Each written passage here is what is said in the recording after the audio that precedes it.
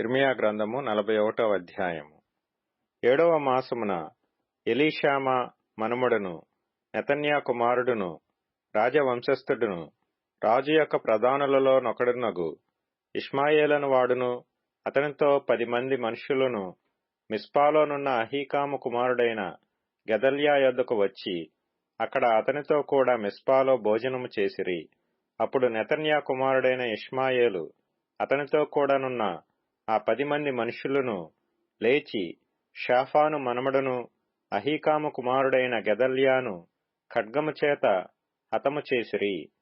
బబులోను రాజు ఆ దేశము మీద అతని అధికారినిగా నియమించినందున అతని చంపిరి. మరియు మిస్పాలో గెదల్యా యొద్ద ఉండిన యూదులనందరినీ అక్కడ దొరికిన యోధులగు కల్దీయులను ఇష్మాయేలు చంపెను. అతడు గెదల్యాను చంపిన 2వ నాడు అది ఎవరికినీ తెలియబడక మునుపు గడ్డములు క్షౌరము చేయించుకొని వస్త్రములు చింపుకొని దేహములు గాయపరచుకొనిన 80 మంది పురుషులు యెహోవా మందిరమునకు తీసుకొని పోవుటకై నైవేద్యములను ధూపద్రవ్యములను చేత పట్టుకొని షెకెము నుండియు షిలోహు నుండియు షోమ్రోను నుండియు రాగా నెతన్యా కుమారుడైన ఇష్మాయేలు దారి పొడుగున ఏడ్చుచూ వారిని ఎదుర్కొనుటకు మిస్పాలో నుండి బయలువెళ్లి వారిని కలుసుకొని వారితో అహీకాము కుమారుడైన గెదల్యా యొద్దకు రండెనెను. అయితే వారు ఆ పట్టణము మధ్యను ప్రవేశించినప్పుడు నెతన్యా కుమారుడైన ఇష్మాయేలును అతనితో కూడా ఉన్నవారును వారిని చంపి గోతిలో పడవేసిరి. అయితే వారిలో 10 మంది మనుష్యులు ఇష్మాయేలుతో పొలములలో దాచబడిన గోధుమలు, యవలు, తైలము, తేనె మొదలగు ద్రవ్యములు మాకు కలవు, మమ్మను చంపకుమని చెప్పుకొనగా అతడు వారి సహోదరులతో కూడా వారిని చంపక మానెను. ఇష్మాయేలు గెదల్యాతో కూడా చంపిన మనుషుల శవములన్నిటినీ పడవేసిన గోయి రాజైన ఆసా ఇశ్రాయేలు రాజైన బయషాకు భయపడి త్రవ్వించిన గొయ్యియే.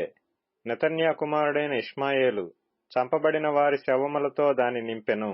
అప్పుడు ఇష్మాయేలు మిస్పాలోనున్న జనశేషమంతటినీ రాజకుమార్తెలనందరినీ అనగా రాజదేహ సంరక్షకులకధిపతి అయిన నెబూజరదాను అహీకాము కుమారుడైన గెదల్యాకు అప్పగించిన జనులందరినీ చెరతీసుకొని పోయెను.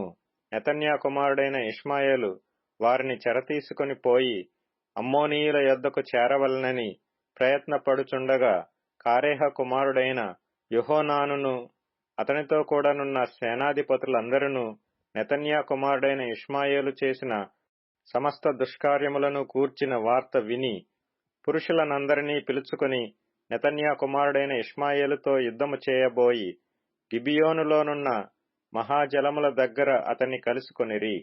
ఇష్మాయేలుతో కూడానున్న ప్రజలందరూ కారేహ కుమారుడైన యోహానానును అతనితో కూడానున్న సేనాధిపతులనందరినీ చూచినప్పుడు వారు సంతోషించి ఇష్మాయేలు మిస్పాలో నుండి చెరగొనిపోయిన ప్రజలందరూ అతని విడిచి కారేహ కుమారుడైన యోహానానుతో కలిసిరి.